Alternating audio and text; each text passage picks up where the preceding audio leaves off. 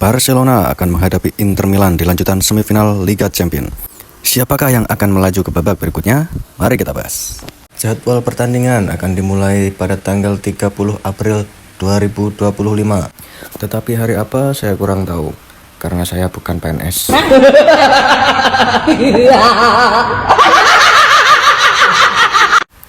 Kick off akan dimulai jam 2 waktu Indonesia bagian Barat di kandang Barcelona, Estadi Olympic Luis Campanis, dan Giuseppe Meazza Milan untuk leg kedua pada tanggal 7 Mei 2025.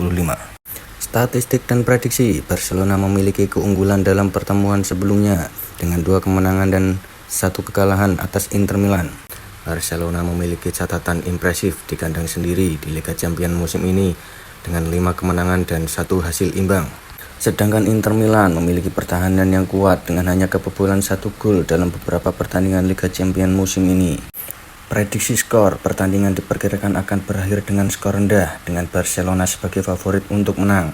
Pemain kunci Barcelona seperti Lamine Yamal dan Rafinha diharapkan menjadi kunci serangan Barcelona. Sedangkan untuk Inter Milan, Alessandro Bastoni, Francesco Acerbi, dan Benjamin Pavard diharapkan menjadi kunci pertahanan Inter Milan. Kita beralih ke pertandingan antara Arsenal dan Paris Saint-Germain. Akan menjadi laga seru antara kedua tim kuat Eropa. Berikut beberapa analisis dan prediksi untuk pertandingan ini.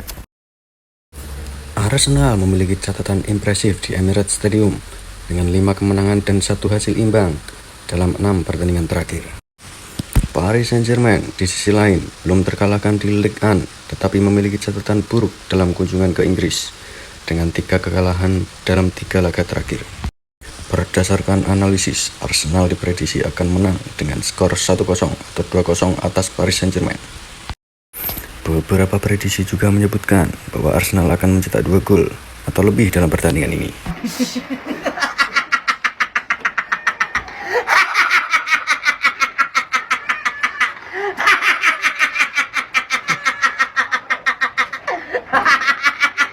Gabriel Martinelli diharapkan menjadi ancaman utama bagi pertahanan Paris Saint-Germain dengan kecepatannya di sayap.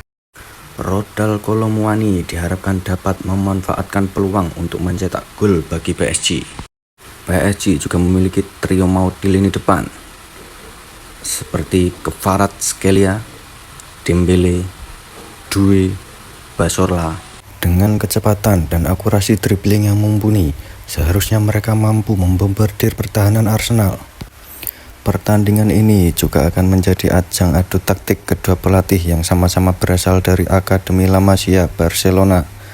Kedua pelatih sama-sama mengusung gaya permainan menyerang dan penguasaan bola. Kita beralih ke Liga Inggris. Status kesepakatan Trent Alexander-Arnold tidak berubah meskipun ada laporan baru-baru ini. Kepindahannya ke Real Madrid sebagai agen bebas dipahami berada di tahap akhir sejak Maret. Langkah-langkah formal masih diperlukan, tetapi semua pihak berharap untuk melihat Trent mengenakan pakaian putih musim depan.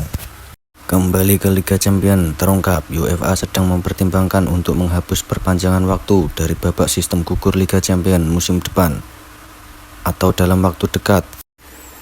Jika masih ada hasil imbang setelah 2 pertandingan, 2 tim akan langsung penalti jika rencana disetujui. Meskipun FC Bayer telah mencari bek tengah dan Jonathan Tah telah mengonfirmasi bahwa ia akan meninggalkan Bayer Leverkusen secara gratis, masih ada keraguan besar terhadapnya di Bayer. Selain itu, hubungan antara Tah dan perwakilannya dan Bayer sempat renggang di musim panas lalu. Tetapi Dewan Pengawas akhirnya memveto kepindahan tersebut karena biaya 5 juta euro. Manchester City mempertimbangkan untuk meminjamkan bek Victor Reis pada musim panas. Hingga saat ini, Reis hanya tampil 3 kali di bawah asuhan Pep Guardiola. Direktur olahraga Arsenal, Andrea Berta, semakin bersemangat untuk merekrut Victor Gyökeres. Klub menginginkan tambahan penyerang dengan mentalitas pemenang. Dan Berta yakin bahwa Gyökeres mungkin menjadi bagian terakhir dari teka-teki tersebut. Arsenal terus melakukan pekerjaan mereka pada Gyökeres dan telah melakukan pemeriksaan latar belakangnya, seperti yang mereka lakukan pada semua target utama.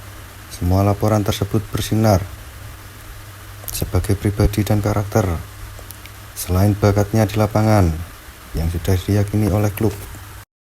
Presiden Real Madrid, Opa Perez, sempat membuat kontroversi dengan tidak ingin bertanding melawan Barcelona di final Copa del Rey.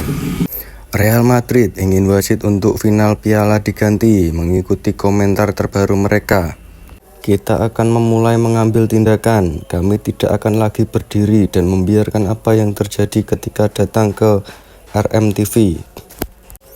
Klub percaya bahwa mereka tidak akan memihak dan telah meminta federasi untuk menetapkan pejabat baru. Kontroversi antara Real Madrid dan wasit final Copa del Rey terjadi setelah wasit dan petugas VAR membuat pernyataan yang menyinggung Real Madrid. Berikut beberapa poin penting terkait kontroversi ini. Pernyataan wasit Ricardo de Burgos dan Pablo González berbicara tentang tekanan yang mereka terima dari Real Madrid TV, yang membuat mereka merasa tidak nyaman dan bahkan menangis saat konversi pers. Mereka juga mengancam akan mengambil tindakan hukum. Reaksi Real Madrid merespon pernyataan wasit dengan keras, menyebutnya sebagai permusuhan dan kebencian yang jelas dan nyata terhadap klub.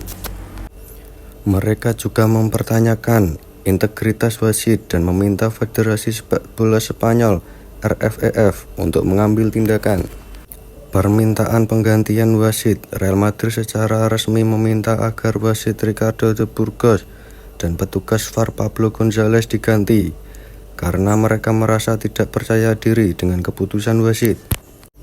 Konsekuensi: jika Real Madrid tidak jadi bermain, mereka akan menghadapi sanksi seperti kehilangan gelar Copa del Rey dan denda besar, dan larangan bermain di ajang Copa del Rey musim depan.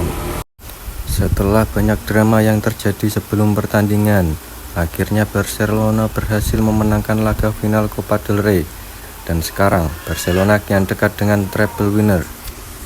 Sebaliknya, Real Madrid sepertinya akan puasa trofi musim ini.